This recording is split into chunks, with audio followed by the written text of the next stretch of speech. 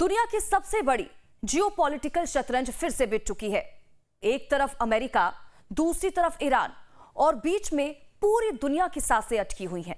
सवाल सिर्फ डील का नहीं है, सवाल है तेल की सप्लाई का, ग्लोबल इकोनॉमी का और सबसे बड़ा सवाल, क्या हॉर्मुज खुलेगा या बंद होगा? क्योंकि अगर हॉर्मुज बंद हुआ तो सिर्फ खाड़ी नहीं बल्कि पूरी दुनिया में पेट्रोल और डीजल से लेकर शेयर बाजार तक सब हिल जाएगा। तो आज हम आपको बताएंगे कि आखिर इस डील में ऐसा कौन सा पेच फंसा है जिसने वॉशिंगटन से लेकर तेहरान तक सबको बेचैन कर रखा है। जय हिंद। लाइफ टाइम्स के डिजिटल प्लेटफॉर्म पर आप सभी का स्वागत है और मैं हूं आपके साथ स्वाति आर्य। और आज बात उस खाड़ी की जहां से गुजरता है दुनिया का लगभग 5वां हिस्सा तेल। बात उस रास्ते की जिसे कहते हैं स्ट्रेट ऑफ हॉर्मुज, और बात उस टकराव की जहां एक तरफ अमेरिका है तो वहीं दूसरी तरफ ईरान है। लेकिन कहानी सिर्फ जंग की नहीं बल्कि डील की भी है। सवाल यह है कि क्या दोनों देशों के बीच कोई समझौता होगा या फिर दुनिया एक और तेल संकट की तरफ बढ़ रही है। और सबसे बड़ा सवाल, क्या हॉर्मुज खुलेगा या दुनिया की अर्थव्यवस्था पर लग जाएगा ताला। और इसी सिलसिले में सबसे पहले हम बात करेंगे हॉर्मुज को लेकर कि हॉर्मुज आखिर इतना अहम क्यों है। तो देखिए, सबसे पहले समझिए कि हॉर्मुज इतना अहम क्यों है सबके लिए। दरअसल ये फारस की खाड़ी और अरब सागर को जोड़ने वाला बेहद ही संकरा समुद्री रास्ता है। सऊदी अरब, यूएई, कुवैत, इराक और ईरान जैसे तेल उत्पादक देशों का ज्यादातर तेल इसी रास्ते से दुनिया भर में जाता है। आंकड़े बताते हैं कि दुनिया के समुद्री रास्ते से जाने वाले तेल का करीब 20% हिस्सा यहीं से गुजरता है।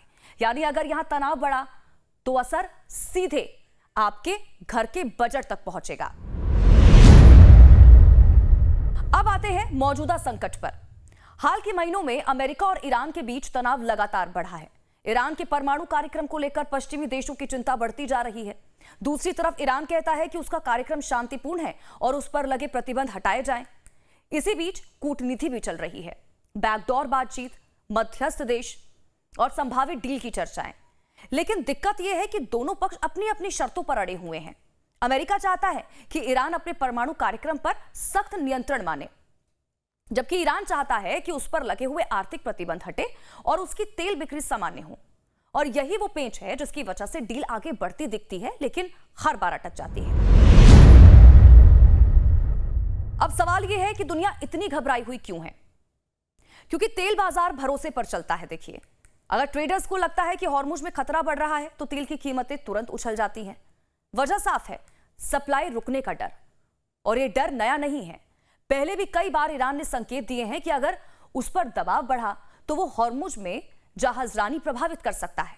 हालांकि पूरी तरह रास्ता बंद करना आसान नहीं है क्योंकि वहां अमेरिकी नौसेना और अंतरराष्ट्रीय समुद्री ताकतों की मौजूदगी रहती है। लेकिन सिर्फ तनाव बढ़ना ही काफी है बाजार को हिलाने के लिए। अब सबसे बड़ा सवाल कि क्या ईरान वाकई हॉर्मुज बंद कर देगा? देखिए, सैन्य और रणनीतिक विश्लेषकों की राय यह है कि ईरान के पास इतनी क्षमता जरूर है कि वो अस्थायी रूप से समुद्री यातायात बाधित कर सके।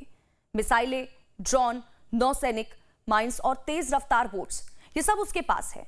लेकिन पूरी तरह और लंबे समय तक हॉर्मुज बंद रखना उसके लिए भी नुकसानदायक होगा, क्योंकि ईरान का अपना तेल निर्यात भी उसी रास्ते से ही जुड़ा हुआ है।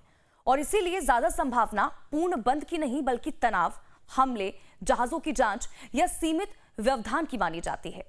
लेकिन याद रखिए, वैश्विक बाजार में डर ही सबसे बड़ा हथियार होता है।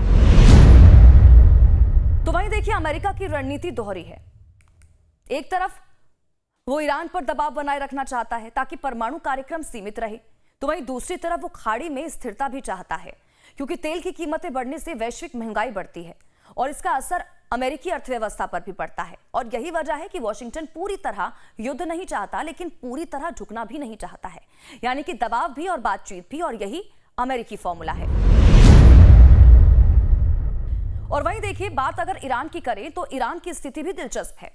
उस पर वर्षों से आर्थिक प्रतिबंध लगे हैं, उसकी अर्थव्यवस्था दबाव में है, लेकिन उसने क्षेत्रीय प्रभाव बनाए रखा है। यमन, इराक, सीरिया और लेबनान में उसके सहयोगी समूह सक्रिय है। ईरान ये संदेश देना चाहता है कि उसे नजरअंदाज नहीं किया जा सकता है और इसीलिए वो हर बातचीत में अपनी क्षेत्रीय ताकत और रणनीतिक महत्व का इस्तेमाल करता है। हॉर्मुज उसी रणनीति का सबसे बड़ा कार्ड है। अब बात देखिए भारत की करेंगे। भारत दुनिया के सबसे बड़े तेल आयातकों में है और खाड़ी देशों से भारी मात्रा में कच्चा तेल खरीदता है।